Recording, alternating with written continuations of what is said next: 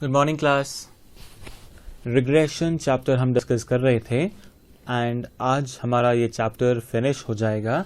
और अब हम देखते हैं, सबसे पहले हमने कहाँ तक क्वेश्चन किए हैं। लास्ट क्वेश्चन वाज 36 और अब हमें आगे बढ़ना है फ्रॉम 37। अब यहाँ पर जो कुछ क्वेश्चन आने वाले हैं वो बेस्ड है प्रॉपर्टीज पे, तो फटाफट से प्रॉपर्टीज को रिकॉल कर लेते हैं कि हमने रिग्रेशन की प्रॉपर्टीज में क्या क्या पॉइंट्स डिस्कस किए थे। सबसे पहला पॉइंट था two regression lines intersect each other at means, that means x bar and y bar.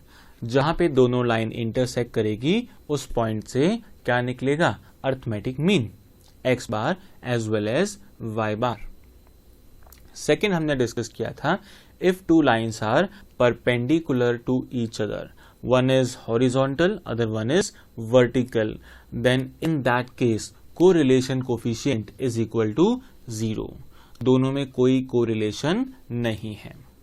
Then third one, if regression lines are coincident, that means दोनों equation के लिए common line, single line अगर है तो उसे हम क्या कहेंगे, r will be +1 और -1।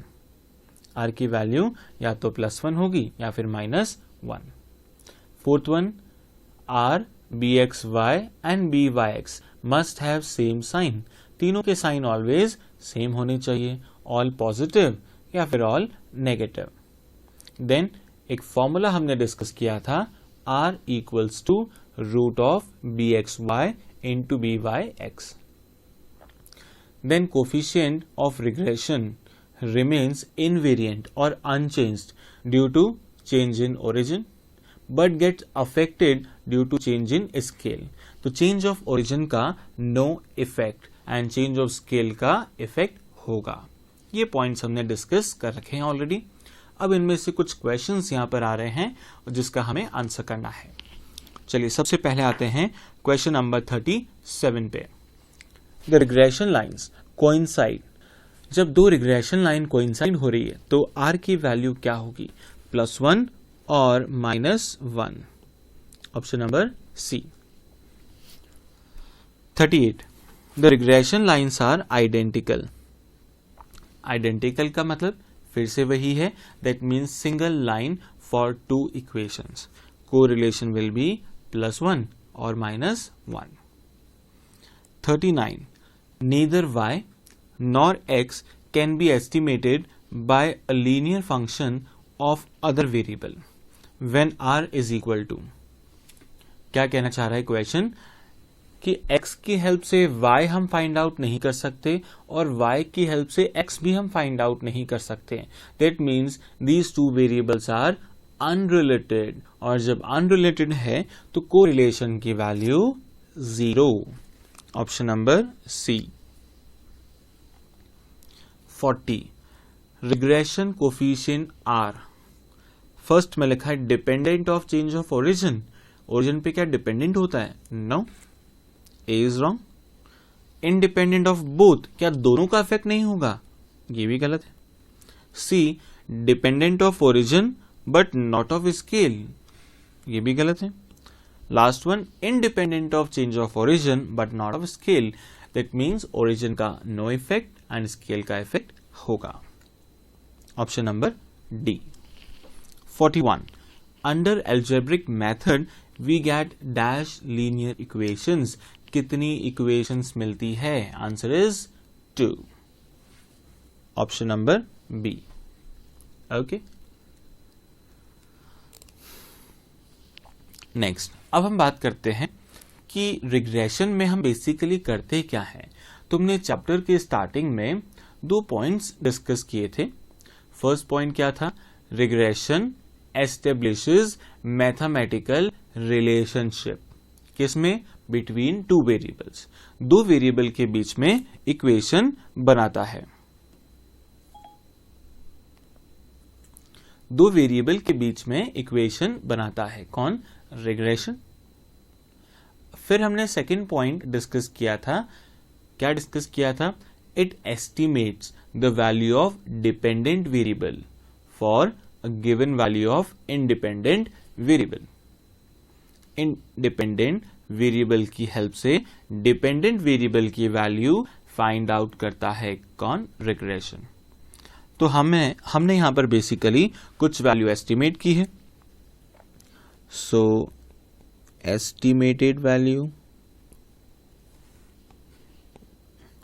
estimated value or actual value.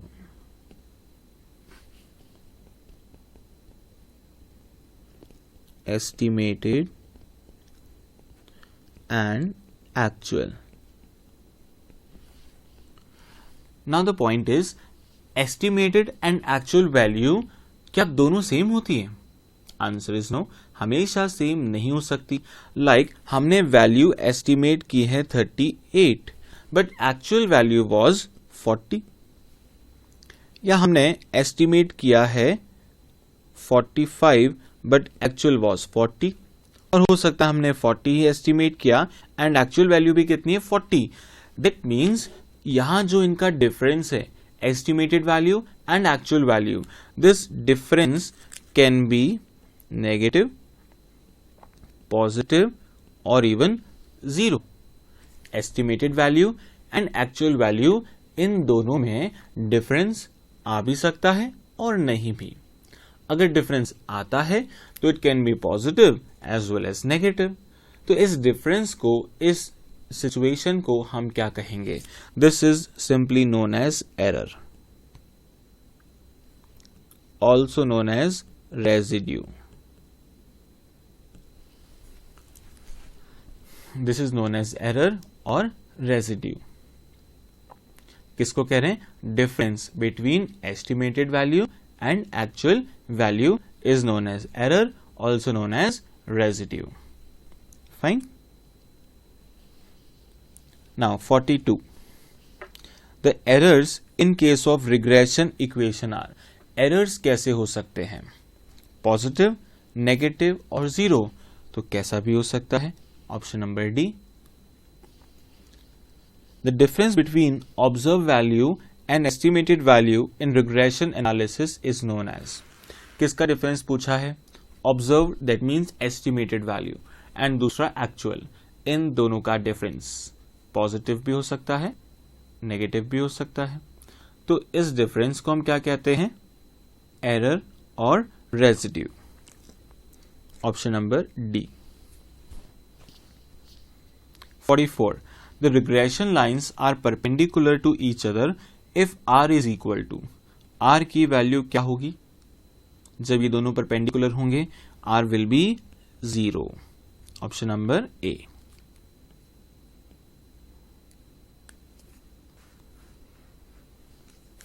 Fine.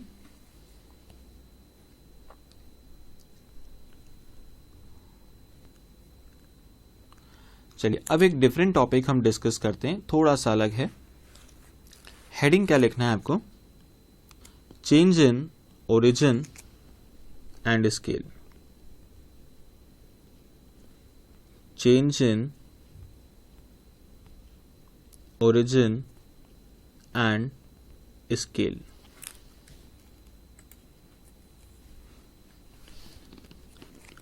सो इस तरह का टॉपिक हमने रिग्रेशन में भी किया था, एंड रिग्रेशन से पहले सेंट्रल टेंडेंसी एंड डिस्पर्शन में भी बात की है, change in origin and scale की।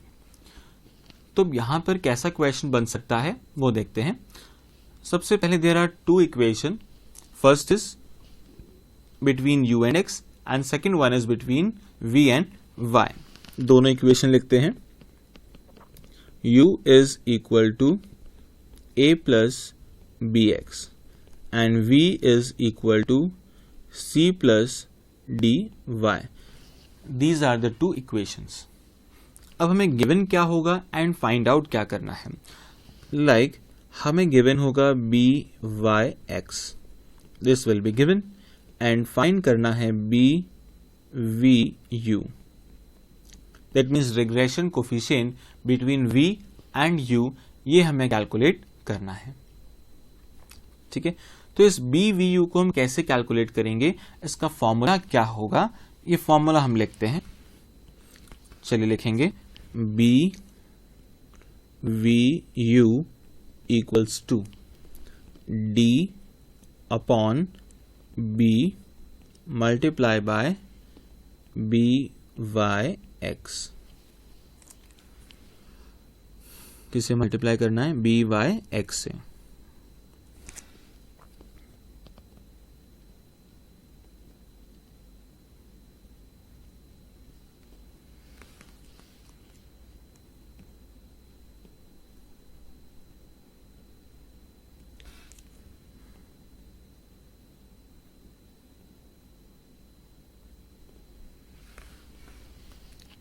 फाइन। हमको क्या गिवन होगा? Two equations between u and x and v and y। और क्या गिवन होगा? b y x। तो फाइंड करना है b v u। सिमिलरली अगर हमें फाइंड करना है b u v, तो हम फॉर्मूला क्या लिखेंगे? b upon d multiply by b x y multiply by B X Y.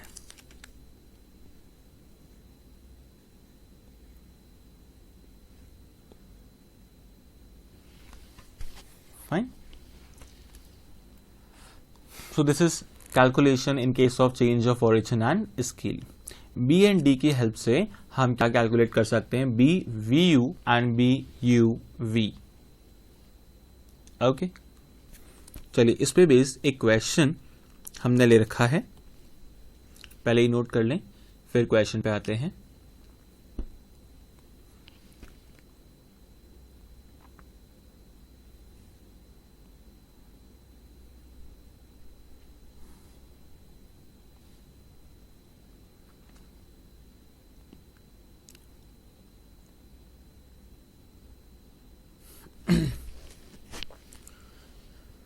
Question number 45.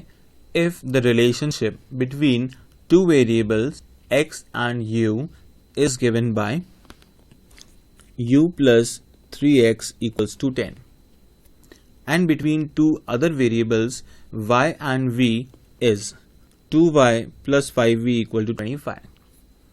Regression coefficient of y on x.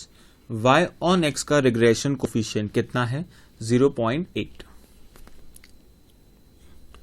What would be regression coefficient of v on u?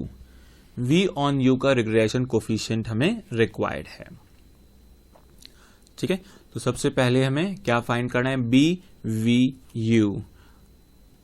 तो b v u का formula हमने लिख रखा है। अब हम पहले क्या करेंगे? इक्वेशन को अरेंज करते हैं। First equation is u plus 3x equal to 10. So u equals 10 minus 3x. अब x के पास में जो वैल्यू है -3, दिस इज व्हाट b, इसे हम क्या कहेंगे? b.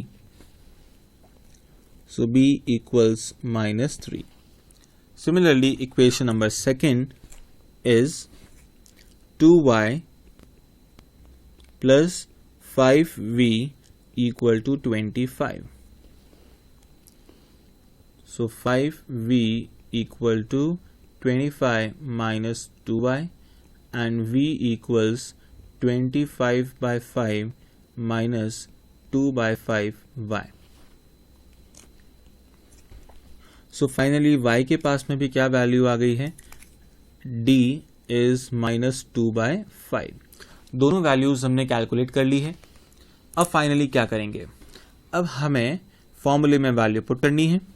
So b v u equals to d is -2 by 5 upon b is -3 multiply by b y x।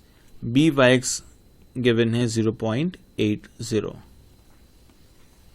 अब इसे सिंप्लीफाई कर लें और फिर देखिए आंसर क्या आता है।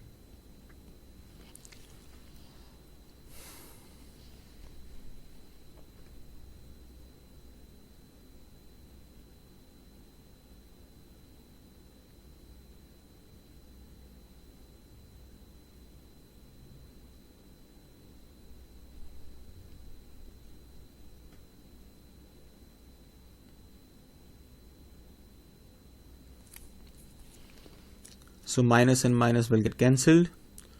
2/15 into 0.8. नाउ अगर हम ऑप्शंस को चेक करें, ऑप्शन हमें डेसिमल में गिवन नहीं है, option are given in fraction, तो हमें इसको फ्रैक्शन में ही रखना पड़ेगा। और अगर फ्रैक्शन में रखना है तो इस डेसिमल को कैसे रिमूव करेंगे? वेरी सिंपल, पॉइंट है तो क्या करेंगे? Multiply and divide by 10। 10 से मल्टीप्लाई करेंगे एंड 10 से डिवाइड, उससे क्या होगा? आपका पॉइंट रिमूव हो जाएगा। 2/15 into 8/10. Now this got cancelled. So 8 divided by 75. Option number A is correct.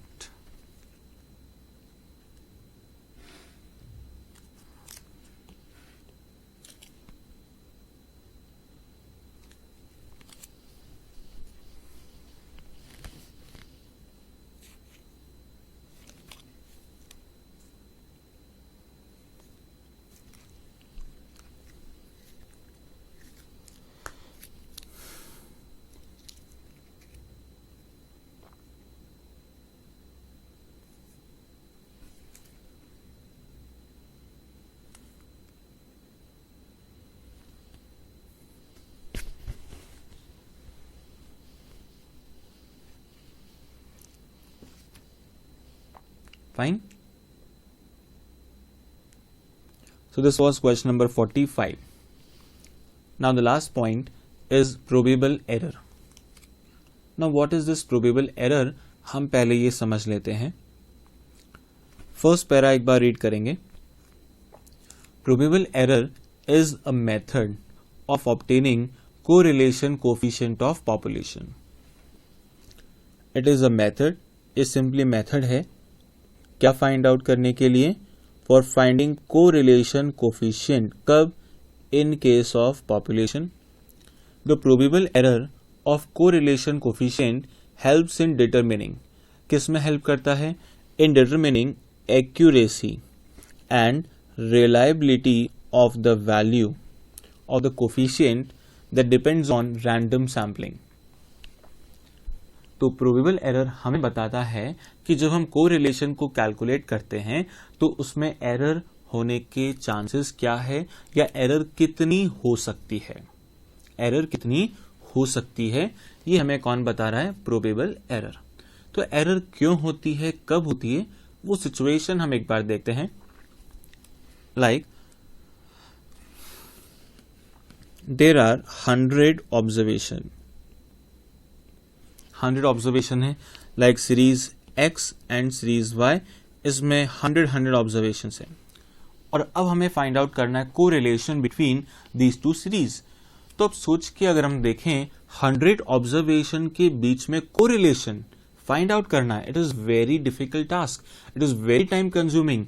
और अगर 1000 हो जाए तो और ज्यादा डिफिकल्ट हो जाएगा। तो हम कोरिलेशन को कैसे कैलकुलेट करेंगे? तो यहां पर हम कहेंगे कि जितनी भी ऑब्जर्वेशन है that is collectively known as population. In total ये जो 100 ऑब्जर्वेशन है, this 100 observation is known as population. अब हमारे पास इतना टाइम नहीं है कि इन 100 ऑब्जर्वेशंस का हम कोरिलेशन फाइंड करें, तो हम इसमें से क्या करते हैं? सैंपल लेते हैं।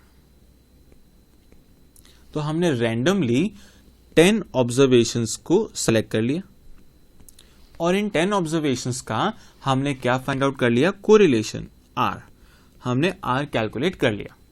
सो this is what estimated value of R। ये R हमने एस्टिमेट किया है। क्या ये एक्चुअल वैल्यू के इक्वल होगा? मे और मे नॉट, हो भी सकता है और नहीं भी हो सकता है। हमने तो सैंपल लिया है, तो सैंपल हम जितनी बार लेंगे उतनी बार ऑब्जर्वेशन चेंज होंगे, और जब ऑब्जर्वेशन चेंज होंगे तो कोरिलेशन भी चेंज होगा। दैट मीन्स एरर तो होगी, एरर होने के चांसेस तो हैं। तो ये हमें कौन बताएगा? ये हमें बताता है PE, प्रोबेबल एरर, कि कितनी एरर हो सकती है। अब इसका फॉर्मूला क्या है वो देखें। The formula is 0.6745 into 1 minus R square upon root N.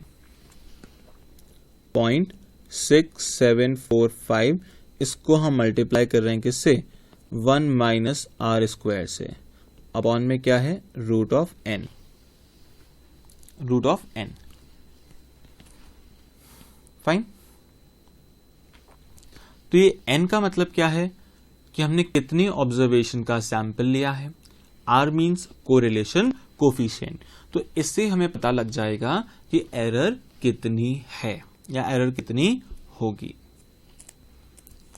तो देखें क्वेश्चन नंबर 46, एक बार सॉल्व करते हैं इसे। Compute the value of probable error assuming that correlation coefficient is 0.8. This is the value of R from a sample of 25 pairs of item. So this 25 is what? N. 25 क्या दे रखा है? N. Find करना है probable error. चलिए शुरू करते हैं। PE equals to 1 minus 0.8 square divided by root of n, that is root of 25 into 0.6745। अब इसे सॉल्व कर लें और देखें आंसर क्या आता है। 0.0486। So this is the probable error। मतलब इतना वेरिएशन आ सकता है किसमें? कोरिलेशन में। ठीक है, तो अगर इतना वेरिएशन आ सकता है तो उसकी लिमिट क्या हो सकती है, ये हम मेजर कर सकते हैं। लाइक कोरिलेशन अभी हमें गिवन है 0.8, वेरिएशन कितना आ सकता है? 0.0486। इतना वेरिएशन आ सकता है, इतनी एरर हो सकती है। तो इतना कम होगा या ज्यादा? कुछ भी हो सकता है। तो इतना ज्यादा भी हो सकता है और इतना कम। That means 0.8 plus minus this probable error. इससे क्या आ जाएगी? Lower limit and maximum limit. एक बार माइनस करेंगे और एक बार प्लस,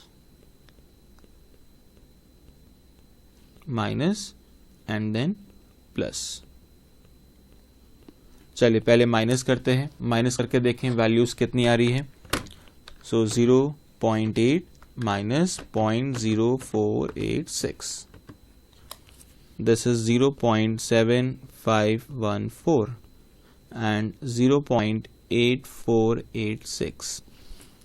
तो ये दोनों वैल्यूज हमें क्या बताना चाह रही है कि कोरिलेशन की वैल्यू 0.75 से कम नहीं हो सकती एंड 0.8486 या 0.85 से ज्यादा भी नहीं हो सकती। तो जो हमारा वेरिएशन है वो यही रहेगा, कोरिलेशन की minimum value and this is the maximum value, इसके बीच में ही एक्चुअल वैल्यू लाई करेगी। ठीक है, तो फिर से एक बार समझ लें हमने अल्टीमेटली किया क्या है। हमने पहले क्वेश्चन नंबर 46 को सॉल्व किया और हमने कैलकुलेट किया प्रोबेबल एरर को। एरर कैलकुलेट करने के बाद में हमने फाइंड आउट की है उनकी लिमिट कि कोरिलेशन की मिनिमम वैल्यू क्या होगी and what will be the maximum value. अब एक तो ये पैटर्न बन सकता है एग्जाम में, दूसरा थ्योरेटिकल क्वेश्चन और क्या बन सकता है वो भी हम डिस्कस करते हैं। प्रोबेबल एरर के साथ में एक और मेजर होता है, that is standard error. Standard error ये डिटेल में सीपीटी के सिलेबस में था, बट सीए फाउंडेशन में इसे रिमूव कर दिया है। सैम्पलिंग चैप्टर सीपीटी में था बट सीए फाउंडेशन में नहीं है, तो इसलिए ये हमारे अब डिटेल में नहीं रहा। तो इसका एक छोटा सा फॉर्मूला इंस्टीट्यूट ने इस मटेरियल में दे रखा है, उसके अलावा और कोई भी डिटेल नहीं दी गई है।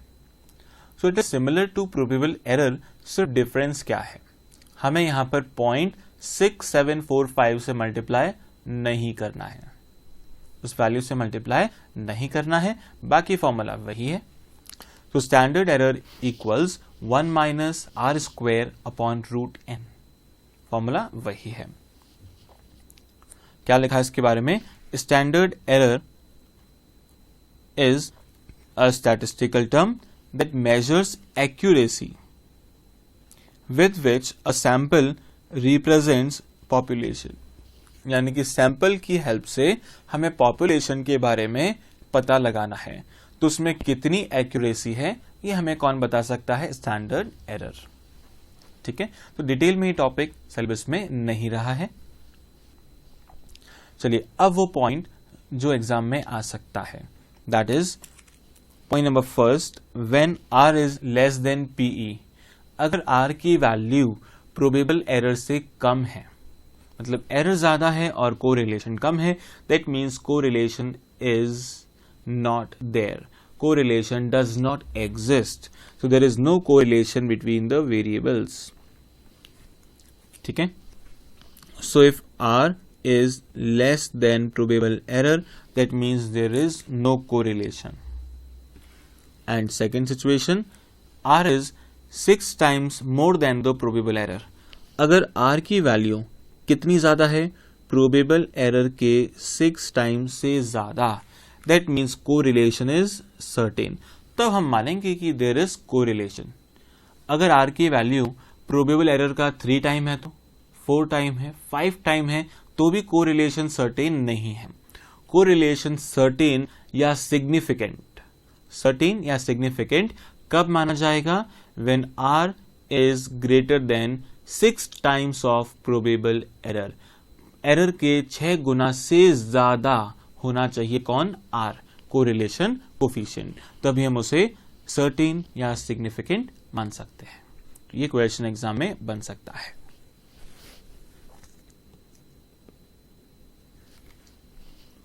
फाइन। और उसके बाद एक और जो पॉइंट यह मेंशन था, the limit of correlation coefficient is given by R plus minus probable error. तो इससे क्या आएगी? Lower limit as well as upper limit, जो हम यहां कैलकुलेट कर चुके हैं।